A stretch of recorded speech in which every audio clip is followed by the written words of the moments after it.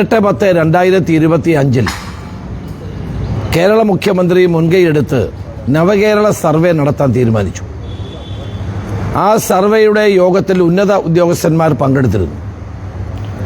ആലോചനാ യോഗത്തിൽ തന്നെ മുഖ്യമന്ത്രി പറഞ്ഞത്, എൻ്റെ ഓഡിയോ പുറത്തു വന്നു, മൂന്നാം തുടർഭരണം ഉണ്ടാകാൻ വേണ്ടിയിട്ടാണ് നവകേരള സർവേ നടത്തുന്നത് എന്നാണ്.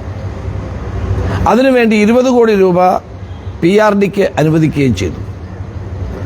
സംസ്ഥാനത്തെ ചീഫ് സെക്രട്ടറി അടക്കമുള്ള ഉന്നത ഉദ്യോഗസ്ഥന്മാരായ യോഗത്തിൽ പങ്കെടുത്തു. ഇത് അധികാര ദുർവിനിയോഗമല്ലെങ്കിൽ മറ്റെന്താണ്? ബഹുമാനപ്പെട്ട ഹൈക്കോടതി അത് സ്റ്റേ ചെയ്ത് ഇപ്പോൾ സുപ്രീം കോടതി പോയിരിക്കുകയാണ്. ഗവൺമെന്റ് തെരഞ്ഞെടുപ്പ് അടുത്തിരിക്കുന്ന സമയത്ത് സംസ്ഥാന ഖജനാവിലെ പണം ഉപയോഗിച്ചുകൊണ്ട് മൂന്നാം തുടർഭരണത്തിന് വേണ്ടി ഇങ്ങനെ ഒരു സർവേ നടത്തുന്നത് ജനാധിപത്യ വിരുദ്ധമായ നടപടിയല്ലേ? ജനാധിപത്യത്തിൽ കേട്ടുകേഴ്വിയില്ലാത്തൊരു നടപടിയല്ലേ? എന്നിട്ട് ഈ തുടർഭരണത്തിന് വേണ്ടി ആരെയാണ് സന്നദ്ധ പ്രവർത്തകരായി വെക്കുന്നത്? കഴിഞ്ഞ തവണ കോവിഡ് കാലത്ത് സന്നദ്ധ പ്രവർത്തകരായി വന്ന DYFI പ്രവർത്തകരെയാണ് ഇതിനുവേണ്ടി നിയോഗിക്കുന്നത്. അപ്പോൾ കാര്യം വ്യക്തമായല്ലോ.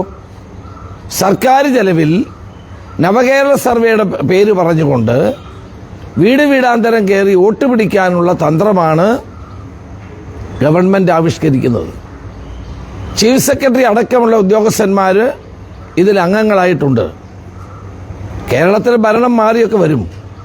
ഇങ്ങനെ തോന്നിവാസം കാണിക്കുന്ന ഉദ്യോഗസ്ഥന്മാർക്ക് പിന്നീട് മറുപടി പറയേണ്ടി വരും.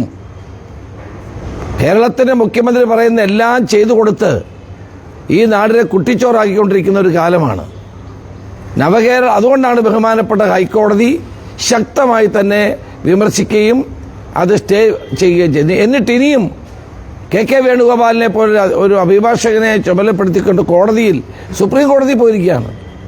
ഇതിനുള്ള പണവും ജനങ്ങൾ വഹിക്കണം. KK വേണുഗോപാലിനെ പോലെ പ്രശസ്തനായ അഭിഭാഷകനെ കൊണ്ടുവരുന്നതിന് എത്ര കോടി രൂപ കൊടുക്കേണ്ടി വരും? അപ്പോൾ ഇത് തുടർഭരണത്തിന് വേണ്ടി സർക്കാർ മെഷീനറിയുടെ ദുരുപയോഗമാണ്. ഈ ദുരുപയോഗത്തിന് കൂട്ടുനിൽക്കുന്ന ഉദ്യോഗസ്ഥന്മാർ നാളെ മറുപടി പറയേണ്ടി വരും. ഞങ്ങൾക്ക് തെരഞ്ഞെടുപ്പ് കമ്മീഷൻ സമീപിക്കേണ്ടി വരും. ഇതിൽ പങ്കെടുക്കുന്ന ഉദ്യോഗസ്ഥന്മാർ തെരഞ്ഞെടുപ്പ് നടത്തിയാൽ എന്തായിരിക്കും ഉണ്ടാകുന്നത്? അതുകൊണ്ട് ഉദ്യോഗസ്ഥന്മാർ ഇത്തരം വഴിവിട്ട നിയമവിരുദ്ധമായ പ്രവർത്തനങ്ങൾക്ക് കൂട്ടുനിൽക്കാൻ പാടില്ല. 20 കോടി ഇതിനു വേണ്ടി മാറ്റിവെച്ചു. 10 കോടി രൂപയോളം ചെലവായെന്നാണ് പറഞ്ഞത്. ഇതൊക്കെ ഉദ്യോഗസ്ഥന്മാരുടെ തലയിൽ വരുമെന്ന കാര്യത്തിൽ സംശയം വേണ്ട. കോടതി ഇപ്പോൾ സ്റ്റേ നൽകിയിരിക്കുകയാണ്. അപ്പോൾ തുടർഭരണത്തിന് വേണ്ടി എന്തും ചെയ്യുന്ന നിലയിലേക്ക് കേരളത്തിന്റെ മുഖ്യമന്ത്രിയും ഭരണകൂടവും മുന്നോട്ട് പോവുകയാണ്.